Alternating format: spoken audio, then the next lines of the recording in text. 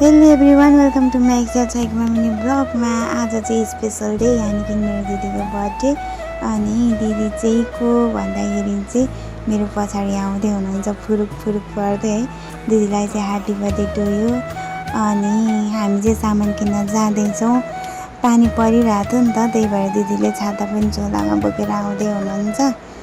अनि दिदीलाई चाहिँ मैले जिस्काउँदै थिएँ कि पानी पर्ने दिनमा तपाईँ जन्मेको भन्दै। अनि छाता सानो थियो, हामी चाहिँ डिस्कस गर्दै गइरहेको थियो सामान किन्न। अनि फाइनली सामान किनेर आइसकेपछि चाहिँ म अचारको लागि सामान काट्न थालेँ। अरू त मलाई केही गर्न आउँदैन। दिदीले चाहिँ अनि सब्जी पकाउँदै हुनुहुन्छ नाक खुम्चाइ।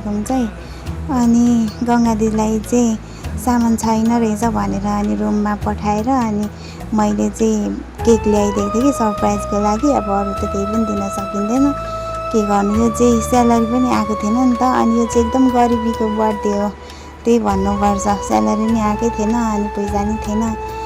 धन्न केक किन्ने पैसा चाहिँ बचेको थियो र अनि त्यही पैसाले केक किनेर होइन। अनि दिदी चाहिँ हातमा आलु र कप लिएर आउँदै हुनुहुन्छ। अनि त्यही भएर हामीले चाहिँ त्यतिखेरै क्यान्डल पनि बाल्न नपाइकन छिटो आइपुग्नु भयो। अनि क्यान्डल पनि बाल्न नपाइकन आइपुग्नु भयो, तर त्यत्तिकै दियौँ क्या। अनि स्ट्रबेरी चाहिँ झर्या रहेछ भन्दै आफै डेकोरेसन गर्न थाल्नु भयो। अनि हामी चाहिँ कोही पनि थिएन, पूर्णिमा दिदी र म थियो, अनि गङ्गा दिदी, तिनजना भइहाल्यो हामी। अनि हामी तिनजनाले नै बर्थडे मनायो भनौँ न। एउटा सानो केक किन्दा थियो नि त, अनि त्यही भएर परदेशको ठाउँमा यस्तै हो, साथीभाइको बर्थडे आउँछ मनाउनुपर्छ।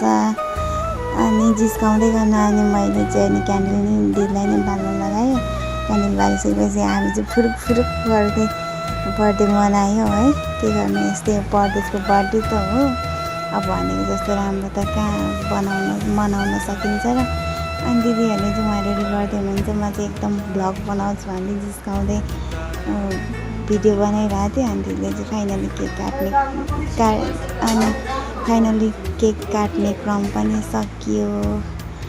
अनि हामी चाहिँ केक खाँदै केकको गरिरहेको थियो कि जज गरिरहेको थियो कि यो केक त अलिक हल्का तितो रहेछ कफी ज्यादा भन्दै। अनि हामी चाहिँ एकदम बर्थडे भनेपछि दिदी चाहिँ अनि त्यसपछि दिदीलाई चाहिँ धन्दा गर्नु लगाएको थियो नि त। अनि म चाहिँ भिडियो बनाइदिइरहेको थिएँ। अनि हामी त यस्तो डन हो कि बर्थडेहरूलाई नै धन्दा गर्न नि लगाइन्छ भन्ने म चाहिँ जिस्काइरहेको थिएँ।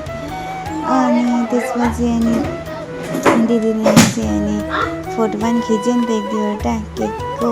अनि म चाहिँ यस्तो गर्छु फोटो खिच्दै भन्नुभयो। अनि अचारहरू पनि बनाउँदै हुनुहुन्थ्यो दिदीले। अनि फाइनली हामी चाहिँ सबै सामान रेडी गरिसकेर म चाहिँ रेडी भएर आइसकेँ। अनि गङ्गा दिदीको कपाल बनाइदिँदैछु। मैले चाहिँ दिदीको कपाल कर्ली गर्न सुरु गरिसकेँ। अनि के गर्नु, आजको त बेहुली नै हो नि त, त्यही भएर मैले चाहिँ फाइनल्ली दिदीलाई रेडी गर्न सुरु गरेँ। तर कपाल चाहिँ यस्तो राम्रो भएको छ कि कति धेरै राम्रो, सोचेको भन्दा नि राम्रो अरे क्या। आफूले गरेको कामको तारिफ आफै गर्ने है। अनि सुरुमा चाहिँ मेकअप गरेर कपाल कर्ली गर्नुपर्यो नि, अनि त्यतिर चाहिँ ध्यानै गएन कि। अनि हामी चाहिँ अगाडि नै कपाल कर्ली गरेर मेकअप गरिदिन सुरु गरिसक्यो। अनि दिदीलाई चाहिँ धेरै हेभी मेकअप मन पर्दैन, अनि मलाई नै गर्न आउँदैन भनौँ न। मैले चाहिँ सिम्पल मेकअप गर्थ्यो, अनि धेरै हेभी गर्ने बानी पनि छैन नि त, त्यही भएर म्याच पनि गर्दैन। सिम्पल मेकअप गरिदिएँ, एक दुईवटा फोटोसुट नि। कपाल चाहिँ एकदम राम्रो भएको थियो। अनि म चाहिँ एकदम फोटोसुट लभर, त्यही भएर फोटो खिच्दियो। अर्को भागमा